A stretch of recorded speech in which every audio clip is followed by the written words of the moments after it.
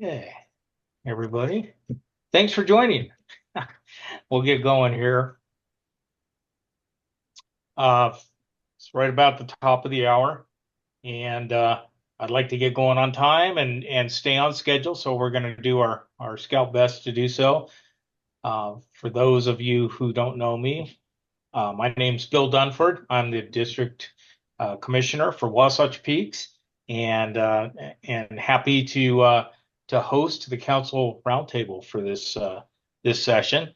I've got a lot of great guest speakers who've agreed to help me out with this and bring some new insights and information to you. So if you see the council roundtable agenda that was published. There's a breakout on shooting sports, one for district maps and how the districts, kind of distributed throughout the council. We're having a speaker on Cub Day Camp for you Cubbies out there, and also growing order of the arrow. So, trying to get your scouts aligned with OA. So all good subjects, timely subjects.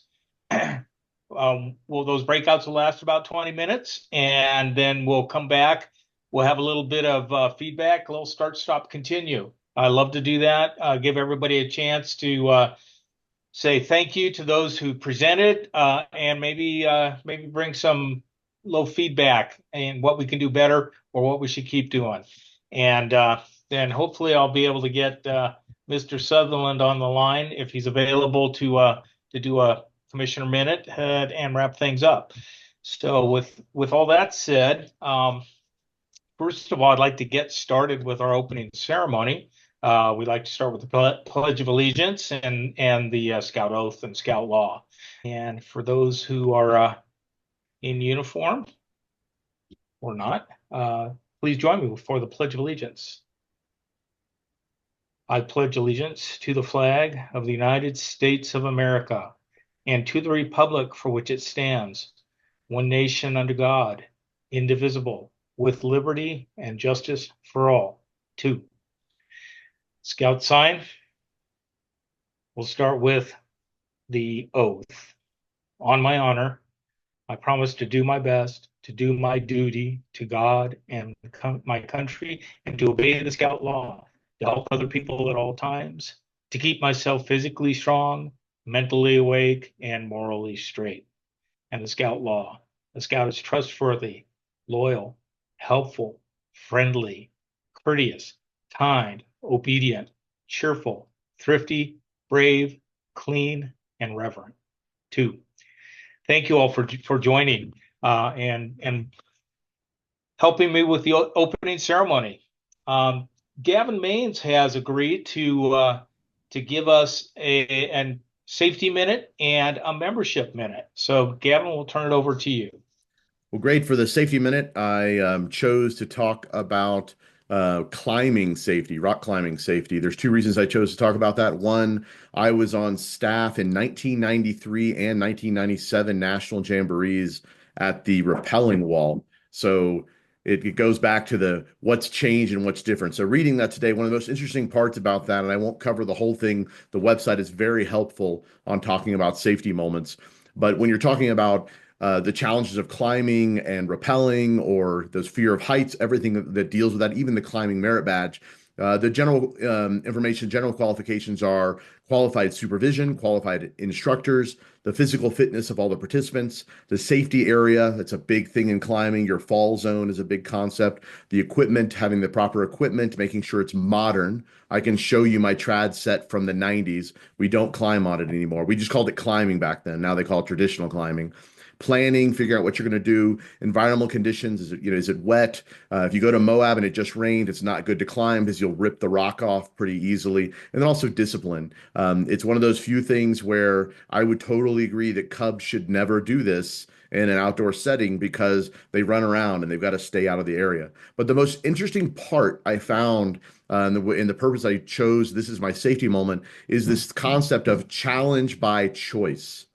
And so this concept of practice challenge by choice, which is a concept that allows individuals to choose a level at which they want to participate in the various climbing activities without being pressured or coerced by the group and without having to justify their choice. So there's a lot of decisions that go into that. And I really like that challenge by choice concept. That'll be something that I'll be using kind of going forward. So that'll be the end of my safety minute.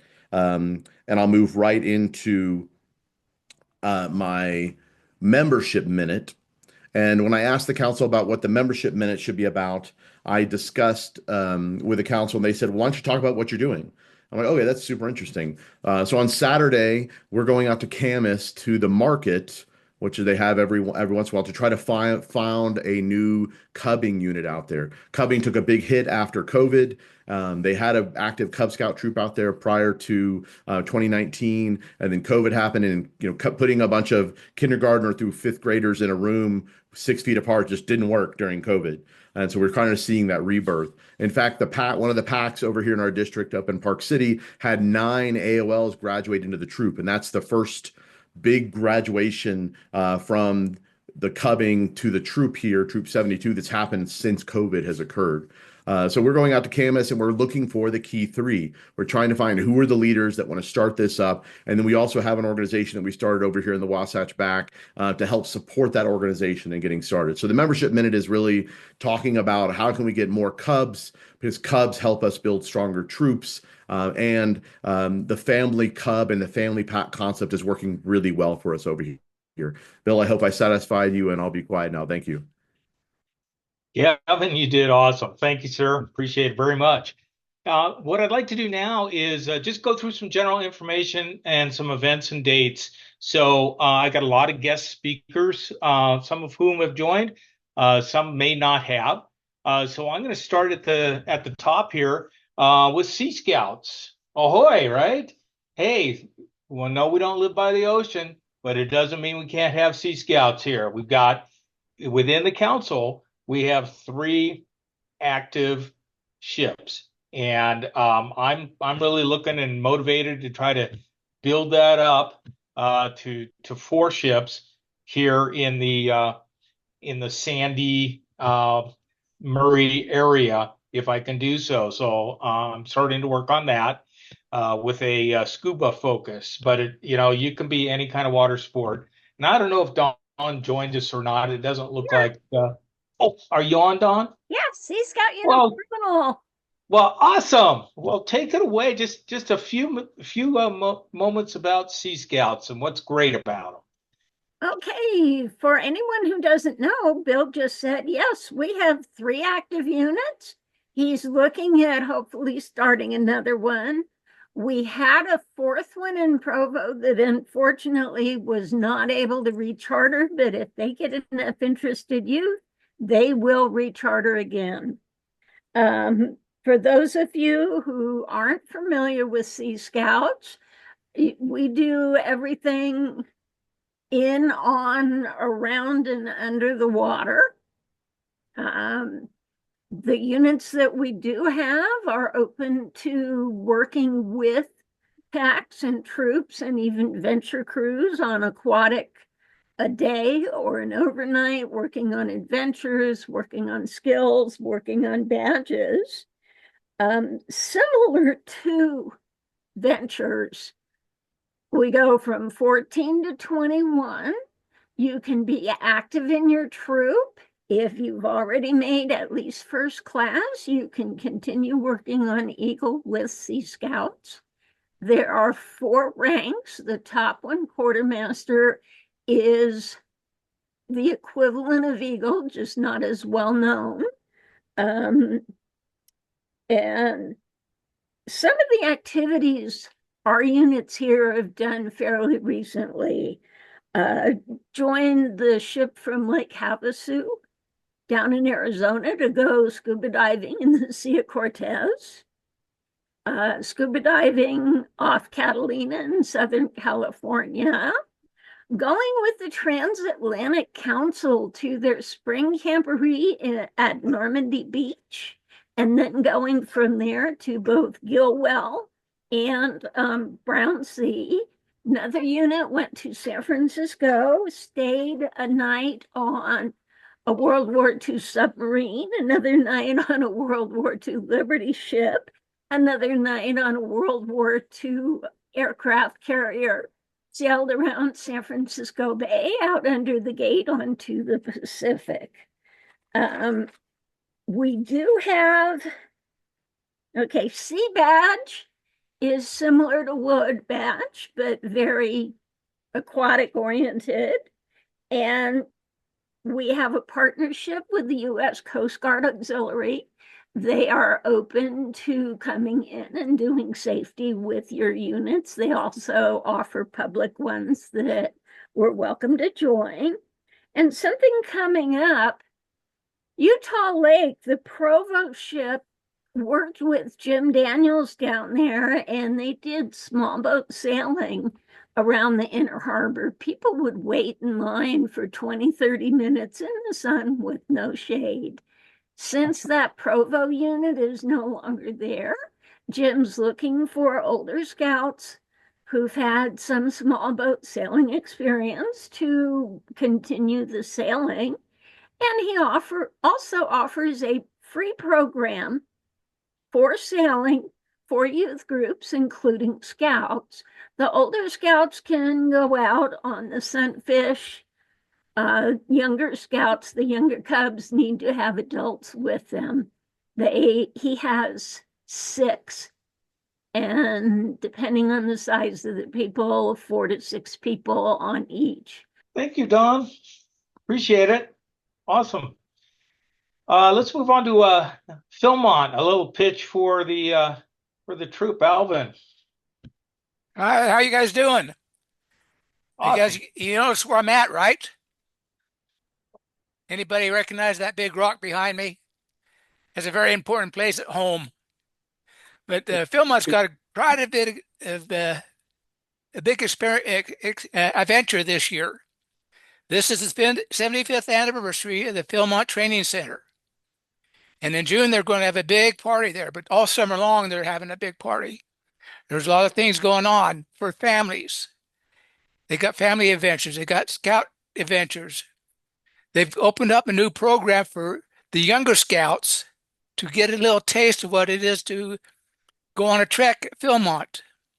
It's not the regular trek that the other boys would go, but they get a taste of Philmont. So it gets them activity and thinking about coming back. One of the greatest things they have there, and I think it's for all your scouts that have gone through NYLT, is a course called NAIL. It's a National Advanced Youth Leadership Experience. It's not a training, it's an experience where they do what they learned at NYLT and practice it.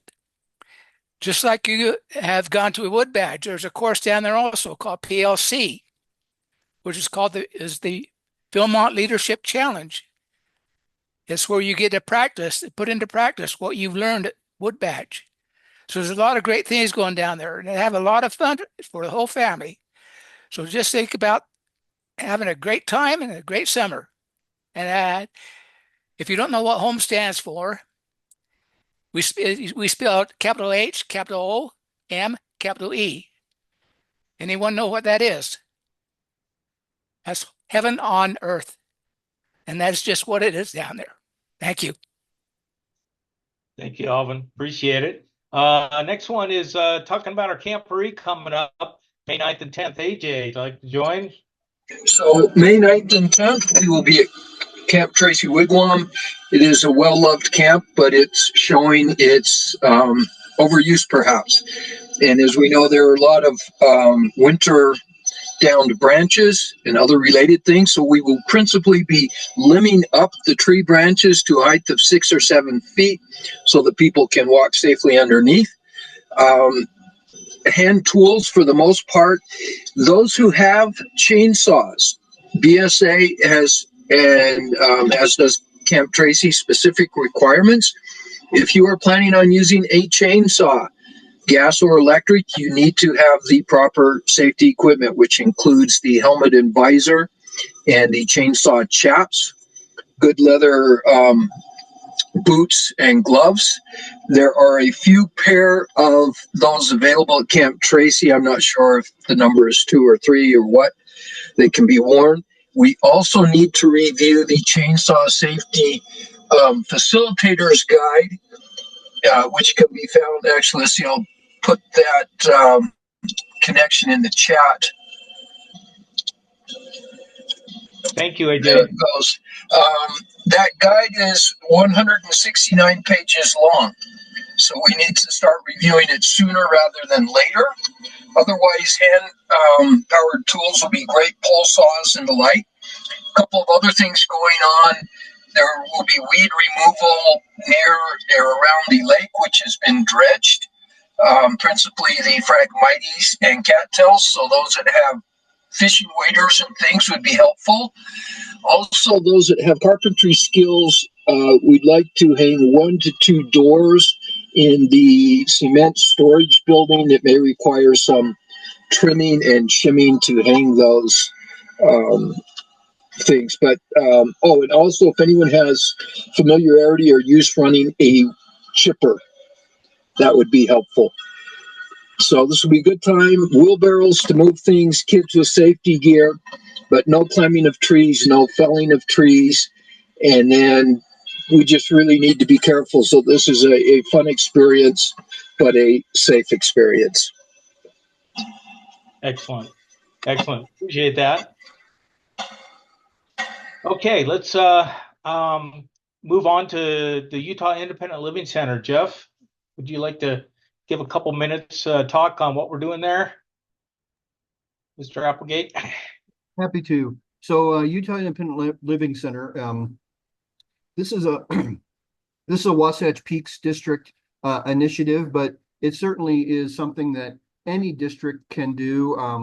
In discussing our membership and where we're at with youth and adult membership, is our district committee did realize that we have an area where we can expand the friendliness of scouting and the community of scouting to our adults with disabilities. So we've partnered up with the Utah Independent Living Center to run a Pinewood Derby at their location. They've been a fantastic partner, very enthusiastic. So all of you out in your districts, if you were thinking about like, hey, where's some areas that we can grow scouting and we can be doing some good work, consider your special needs communities.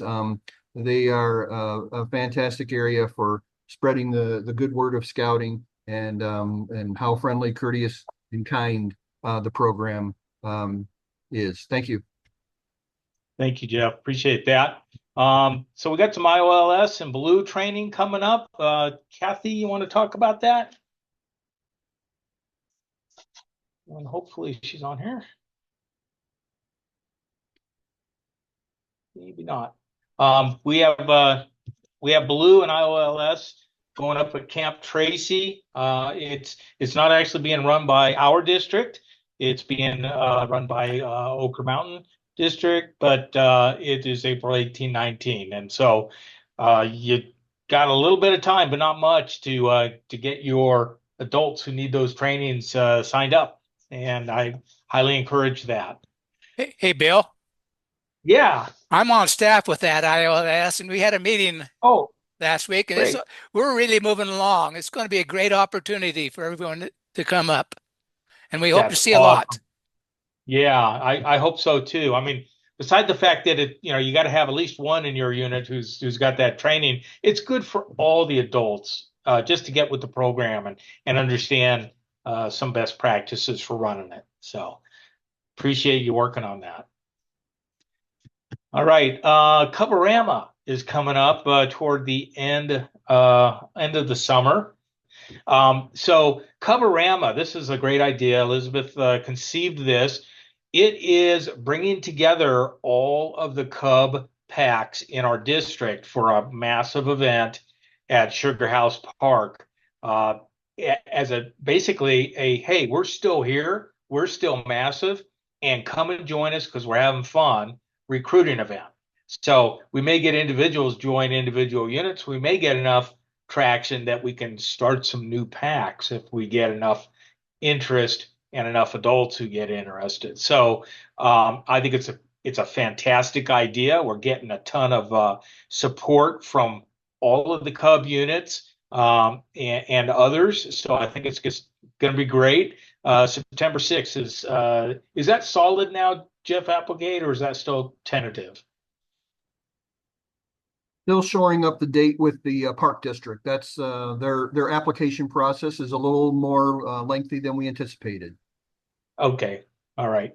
Well, that's where we're headed. Okay. And for the last, I'd like to turn it over to Kevin to talk about the Jamboree South Troop. Actually, Bill, I'll introduce if that's all right. I'm That's Jeremy great. Robertson. I'm the contingent leader for the council, and we've actually got all three of our units on. We're going to respect the amount of time that we were allowed, but wanted to make sure Appreciate that it. everyone knows. We have a North Troop, a South Troop, at least half a unit of female scouts, we anticipate. And then Liz Miller's on with us, who will be taking Venture Crew, half a Venture Crew as well. So Stuart Wood is the North Troop. He'll lead out and tell you a little about what his plan is. Kevin's going to take 2 minutes to talk about the South Troop, and then round out with Liz talking about the Ventures. I do have one additional piece of information that I'll throw in the chat. I see Jeremy Bell on the meeting. He was awesome and had Rob Piper and myself on his much anticipated and celebrated podcast, Miles of Impact, from the council. So there is I think we ended about 25 minutes podcast of Rob and I talking about the Jamboree and our past experience and what we anticipate for this year. So I'll throw that link in the chat for everyone. Take a minute to look at it and take it away, Stuart. Good evening, everybody. As Jeremy said, my name is Stuart. I am the chosen leader to lead the North Troop to the Jamboree. We are in full court press to get some youth signed up for the Jamborees, both north part and south part of the state, as well as Ventures. Haven't been able to get out and see as many of you as I would like, but that's our plan. We need to get another, we're looking for at least 36 scouts per troop. We're about halfway there at the moment. Jeremy, I believe, has got our names posted and our contact information. So if we can, hear from you, if you know you have scouts that are interested, love to hear from you tonight. Kevin and Liz, you got it? Okay, I'm Kevin Humphrey. Okay, I'm the Scoutmaster for the South Troop. I cover the districts of Oquirrh Mountain, Timpanogos, Silver Sage, and Spanish Trails. So get ready for an adventure of a lifetime. If you've ever dreamed of ziplining across the Summit Bechtel Reserve, skating, climbing walls, having unbelievable water experiences, and meeting hundreds of scouts from across the country, then this adventure is for you.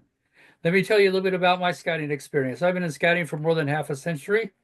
I've completed 5 50-mile hikes and completed dozens of hiking trips to peaks over 10,000 feet. I've been a part of 6 different troops over the years, 2 Jamboree troops, and I'm currently with a troop in the Salt Lake Valley.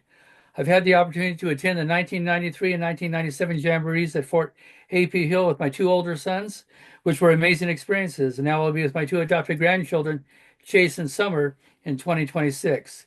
There'll be ATV, bike riding, unparalleled zip lines to the trees and across the river, an amazing waterfront like you can only imagine. We'll listen to people who are top-notch in their field and amazing night shows. All the activities are top-notch. The NRA will be the sponsor of the shooting sports. They'll have shotguns, black powder, rifle shooting pistols, and long-range rifles. There'll be fantastic climbing and rappelling walls. We'll visit the Liberty Bell, Betsy Ross House, museums, Gettysburg, and see the original Star-Spangled Banner. In Washington, we'll visit the National Air and Space Museum. We'll visit war memorials, and I'll have a chance to honor one of my fellow scouts, of mine who is in my troop, and he's the only Eagle Scout in my troop growing up who died in Vietnam in 1968. One of the best experiences our scouts will forge lifelong friendships and connections with other scouts. They'll meet and connect with scouts from around the country and around the world, and this will create life-changing relationships. And these are the memories that will last a lifetime. This is a once-in-a-lifetime event that will help shape the leaders of the future. Scouts will learn who they are as a scout and as an American, and will celebrate together the 250th anniversary of the signing of the Declaration of Independence. Go to utahscouts.org/jamborees to sign up. And we'd love to visit your troop and answer any questions. Thank you. Thank you, Kevin.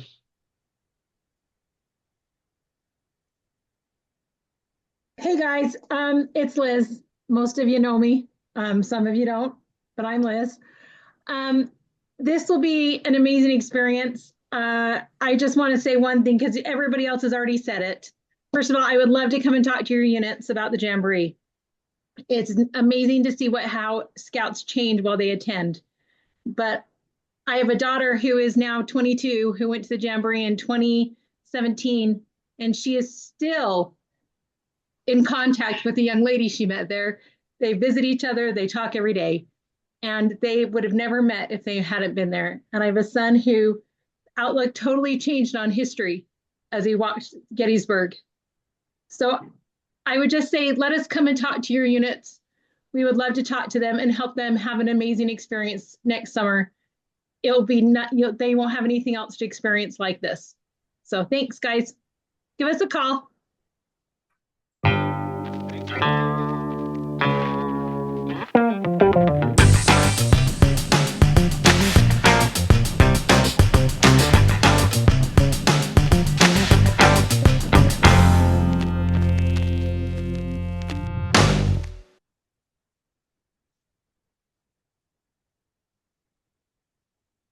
Okay, everyone. So my name is Doug Orr. I am the range and target activities. Now we have a new name. Used to be shooting sports. Now we are the range and target activities program within Scouting America.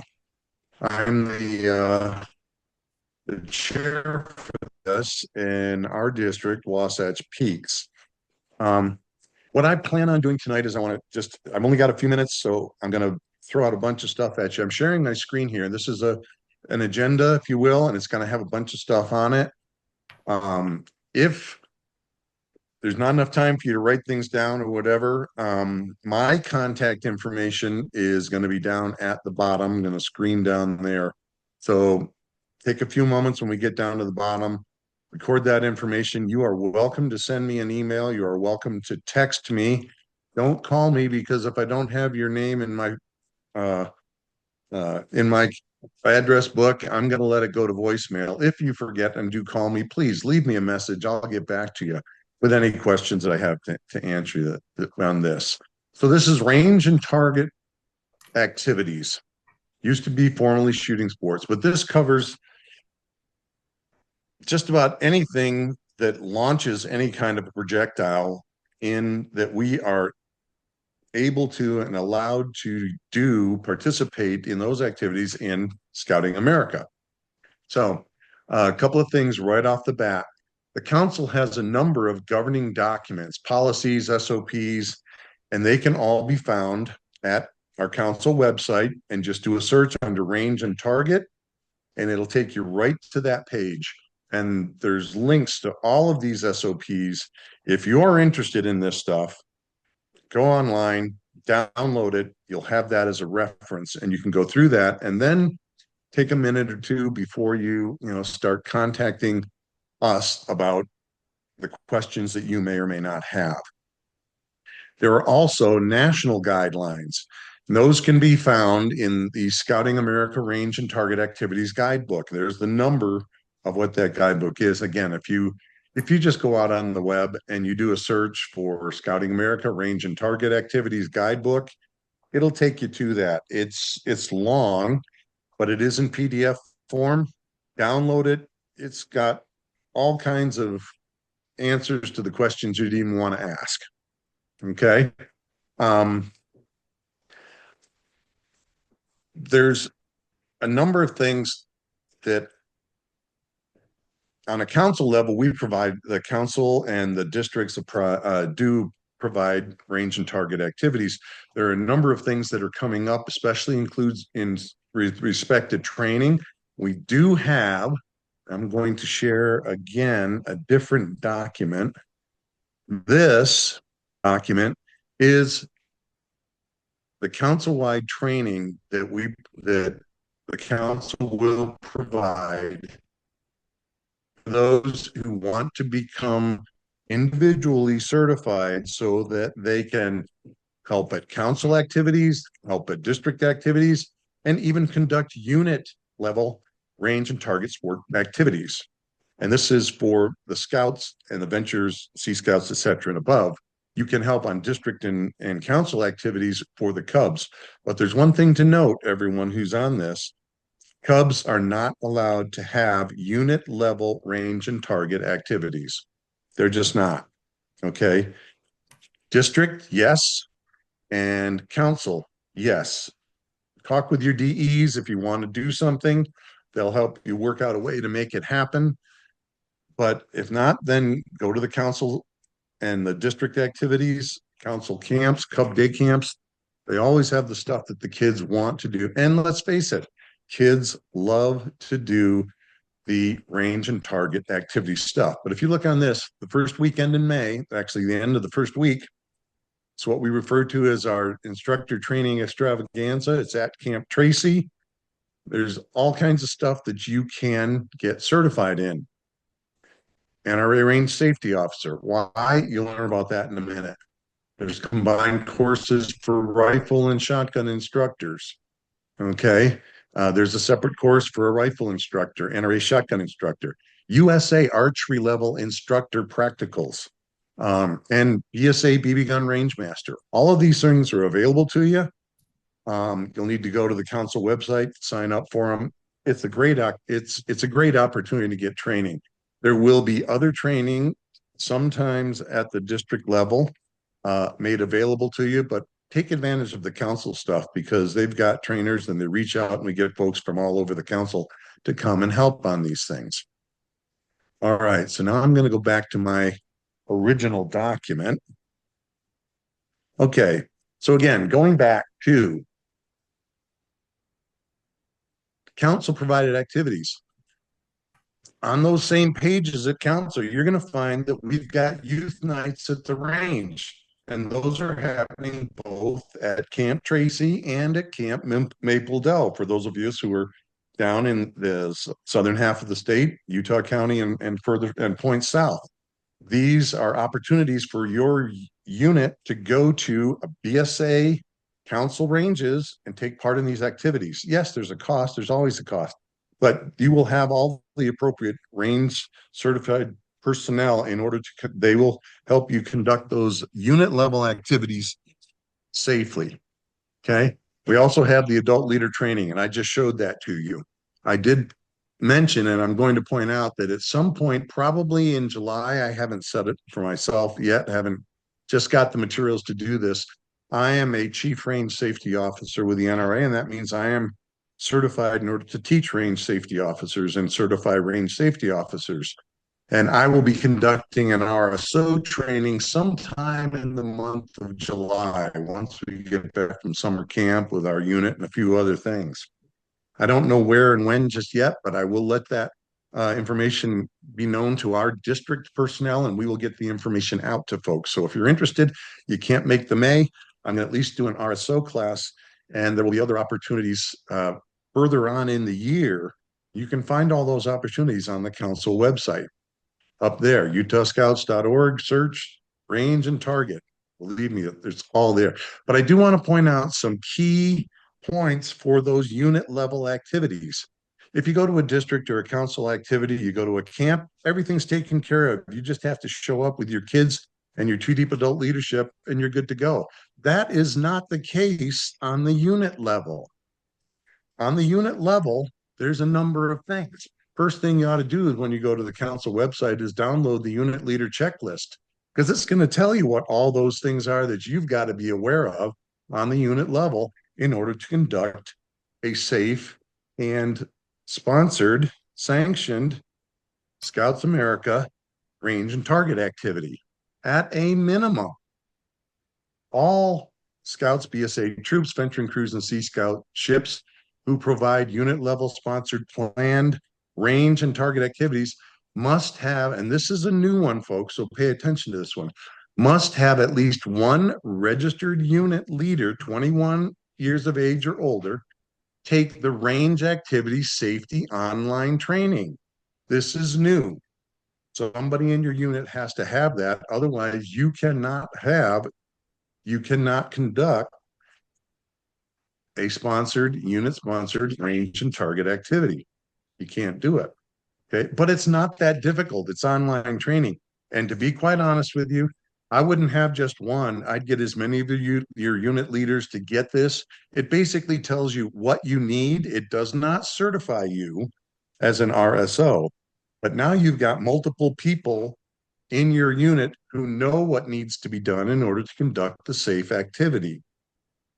Now, item number 3, that trained adult leader or whoever, one of your several that hopefully you have, must be present at that range, whether it's a council range that you are just renting or have reserved or whatever for your activity, or it may be at a commercial range because you can go to a commercial range.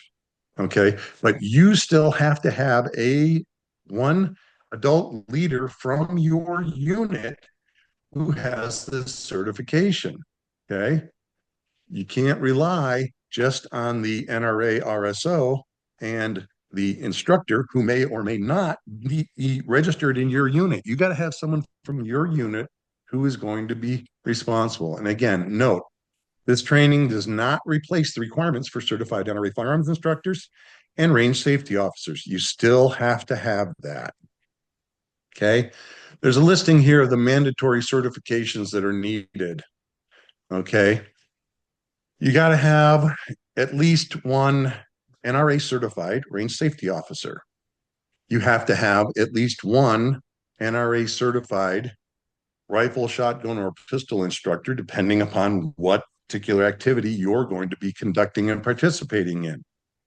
Okay. At least one, more if you have a number of participants that exceeds 8, because the ratio is 8 participants per instructor on the firing line. Okay. This information is all available in that national guidelines. So again, I'm just giving you some highlights. You can all look this stuff up.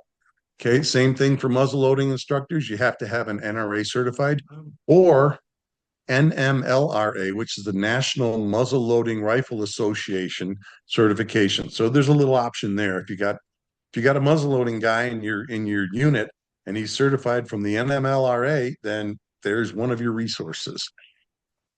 If you've got merit badge counselors, those merit counselors have to have the appropriate firearm certifications, as in 1, 2, and 3 above.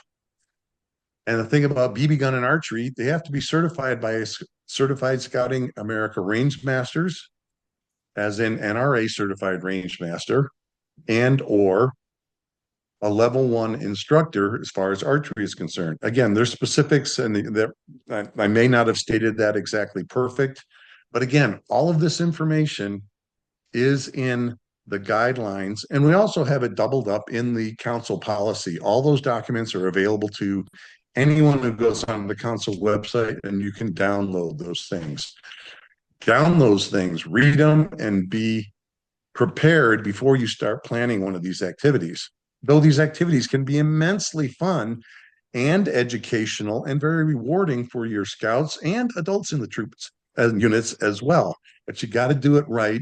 You got to do it safe. There's nothing, absolutely nothing that will ruin one of those activities more quickly than someone being unsafe, because then either disciplinary action has to happen and somebody gets upset, or heaven forbid, somebody gets injured. Okay. You do not want that.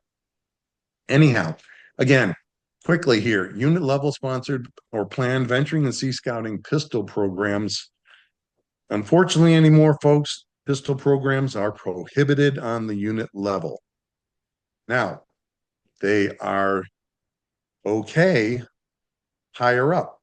If you have a district sponsored activity and they have all the appropriate personnel, the district can sponsor and do that. Council can, and council will be having one of those activities or more. Lawrence can tell me. Lawrence is on the chat with us here, and he's actually a part of the the council committee on range and target activities, as am I. And Lawrence knows this stuff as well, if not better than I do. And hopefully, if I'm doing anything, if I make any missteps here that are serious, Lawrence, correct me. Okay. But the council will be having at least one, and they may be having more than one activities, but they are a much more limited program, very specific. Doesn't mean you can't do it, folks, but you have to pay more attention now. You can't just willy-nilly put together a program and have it be sanctioned and approved BSA activity. Okay.